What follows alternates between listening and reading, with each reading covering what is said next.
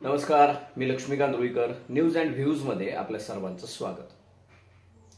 बीड लोकसभा मतदारसंघाचे महाविकास आघाडीचे उमेदवार बजरंग सोनवणे यांनी आपला उमेदवारी अर्ज अत्यंत साध्या पद्धतीनं सोमवारी दाखल केला.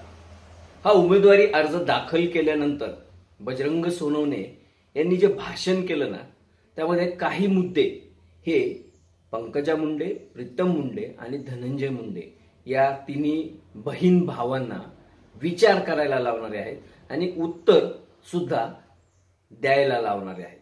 बजरंग सोनवणे यांनी थेट आरोप केला की माझ्यासारखा एक सर्वसामान्य कार्यकर्ता, शेतकऱ्याचं पोरग जे राजकीय जीवनामध्ये किती यशस्वी झालं, अपयशी झालं हे जनतेला माहीत, पण साखर कारखानदारीमध्ये मात्र मी स्वतः एक प्रायव्हेट शुगर फॅक्टरी उभा केली, हजारो शेतकऱ्यांचा लाखो टन ऊस गाळला आणि आता आणखी एक शुगर फॅक्टरी यशस्वीपणे चालवण्यासाठी भाडे तत्वावर घेतलेली आहे किंवा विकत घेतलेली आहे.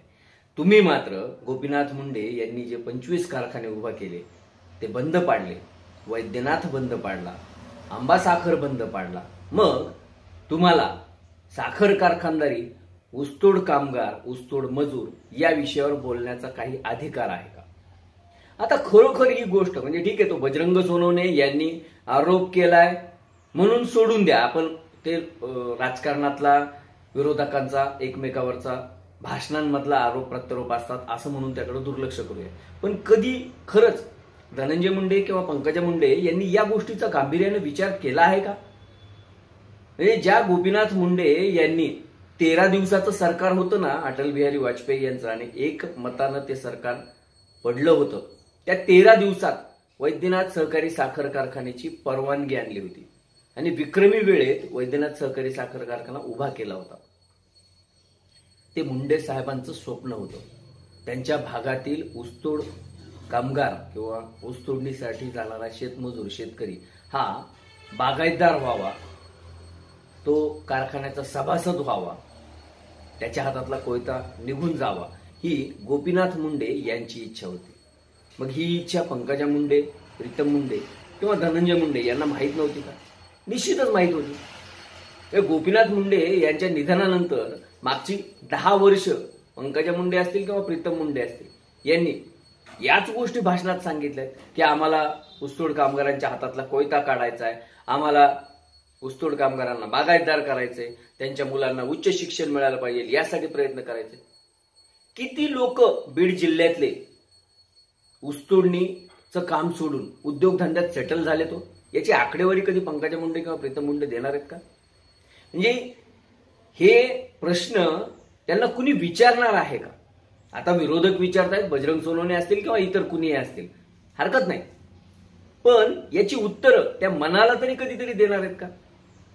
किती तरुणांना रोजगार खासदार म्हणून प्रीतम मुंडे देऊ शकल्यात गेल्या 10 वर्षात, किंवा पंकजा मुंडेंनी 5 वर्षात मंत्रिपदाच्या काळात किती युवकांना रोजगार दिलाय? धनंजय मुंडेंनी तरी 2019 पासून ते मधलं एखाद वर्ष जर का सोडलं किंवा 6-7 महिन्याचा अतुल सावेंचा पालकमंत्री पदाचा कार्यकाळ सोडला तर ते पालकमंत्री आहेत.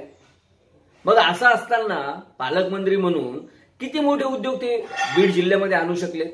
MIDC मध्ये किती रोजगार उभा करू शकलेले, उपलब्ध करू शकलेले, किती उद्योग उभा राहिलेले? बीड जिल्ह्यामध्ये IIT, IIM सारख्या संस्था कधी येणार आहेत का? का फक्त विचारच करायचा बीडकरांनी? बीडच्या पोरांनी मुंबई पुण्याला शिकायला जायचं, लातूरला शिकायला जायचं, नागपूरला शिकायला जायचं किंवा UP, बिहार, MP मध्येच जायचं. त्यांच्या बीडच्या मातीमध्ये कधी या संस्था उभा राहणार नाहीयेत का? अंबाजोगाईच्या मेडिकल कॉलेज व्यतिरिक्त एखादं तरी मेडिकल कॉलेज हे बीड जिल्ह्यात कधी उभा राहू शकत नाही का? या सगळ्या आणि इतर अनेक गोष्टी आहेत. म्हणजे 2009ला गोपीनाथ मुंडे खासदार म्हणून निवडून आले, 2014ला पुन्हा निवडून आले. दुर्दैवानं गोपीनाथ मुंडे यांचं अकाली निधन झालं, नाहीतर बीड जिल्हा हा निश्चितपणे विकासाच्या पटरीवर वेगानं धावला असता, हरकत नाही. पण ते गेल्यानंतर गेल्या 10 वर्षात म्हणजे आता असं सांगितलं जाईल कदाचित किंवा सांगतात येईल की आम्ही नॅशनल हायवे केले, आम्ही 10,000 कोटी रुपयाचे रस्ते केले, हे केले.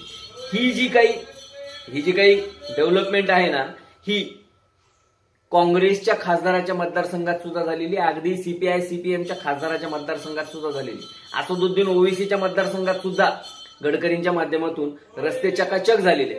मग अशा परिस्थितीत वेगळं काय केलं तुम्ही? वैद्यनाथ कारखाना सुद्धा यशस्वीपणे चालवू शकला नाहीत, त्याच्यावर एवढा मोठा कर्जाचा बोजा उभा करून ठेवलात। कुठं होतात?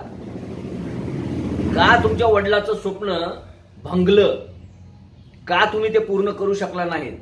याची उत्तरं द्यायला तुम्ही बांधील आहात, तुम्ही ती देणं अपेक्षित आहे। आता नेमकं काय होईल की बजरंग सोनवणे यांनी आरोप केलेत वगैरे वगैरे असं म्हणून त्याला टाळलं जाईल, पण धनंजय मुंडेंना सुद्धा आता त्यांनी जबाबदारी घेतलेली आहे। बहिणीला विजयी करण्याची किंवा बहिणीला निवडून आणण्याचं शिवधनुष्य त्यांनी उचललं आहे। मग त्यांना सुद्धा ही उत्तरं द्यावं लागणार आहेत। का तुमच्या अत्यंत विश्वासातला माणूस, ज्याला तुम्ही जिल्हा परिषदेचं उपाध्यक्ष केलं, तो तुम्हाला सोडून जाण्यासारखी परिस्थिती का निर्माण झाली? तुमच्या आजूबाजूचे बगल बच्चे जे आहेत, जे स्वतःला प्रति धनंजय मुंडे समजतात, काही घाटावरचे आहेत, काही तुमच्याच बाजूला बसलेले असतात, या सगळ्या लोकांना कधीतरी थोडंसं दूर करून जे आपल्यावर प्रेम करणारे लोक आहेत त्यांच्याबद्दल कधी धनंजय मुंडे विचार करणार आहेत का?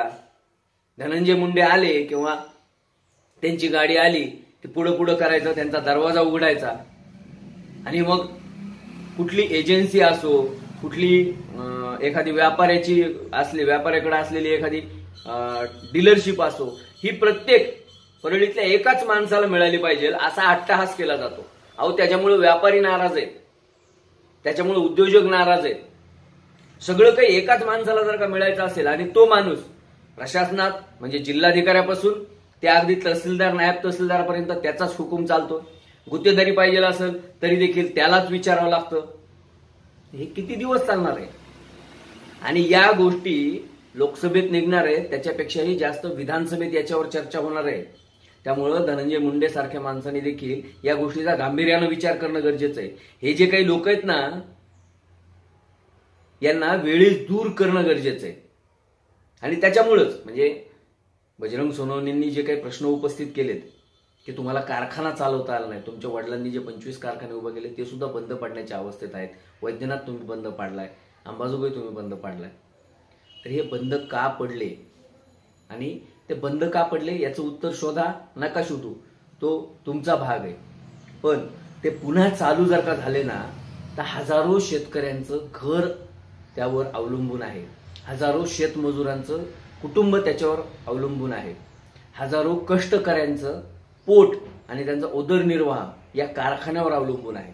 त्यामुळे पंकजा मुंडे असतील किंवा धनंजय मुंडे असतील, लोकसभा निवडणूक होईल, विजय पराजय हा जनता ठरवेल, पण ती लोकसभा निवडणूक झाल्यानंतर आम्ही आमच्या वतीनं किंवा तमाम बीड जिल्हावासियाच्या वतीनं, वैद्यनाथ कारखान्याच्या सभासदांच्या वतीनं एक रिक्वेस्ट करू इच्छितो की सेंट्रल गव्हर्नमेंटकडे जा आणि हा कारखाना पुन्हा कसा सुरू होईल आणि शेतकऱ्याच्या जीवनात पुन्हा सुजलाम सुफलाम दिवस कसे येतील याचा प्रयत्न करा। आणि धनंजय मुंडेंनी अजून एक गोष्ट करावी, ती म्हणजे हे जे आजूबाजूला बडवे जमा झालेत ना, ते बडवे जरा दूर करावेत, कारण ते बडवे केवळ प्रशासनालाच वेठीस धरत नाहीत, तर तुमच्या जवळ येणाऱ्या कार्यकर्त्याला देखील लांब करतायत। या जर का काही गोष्टी पाळल्या तर विजय सोपा होईल, अन्यथा मुंडे भाऊ बहिणीचं काही खरं नाही असं चित्र किंवा अशी चर्चा सध्या जनतेत सुरू आहे। न्यूज अँड व्ह्यूजचे व्हिडिओ आवडत असल्यास लाईक करायला, शेअर करायला आणि न्यूज अँड व्ह्यूज या यूट्यूब चॅनलला सबस्क्राईब करायला विसरू नका। धन्यवाद।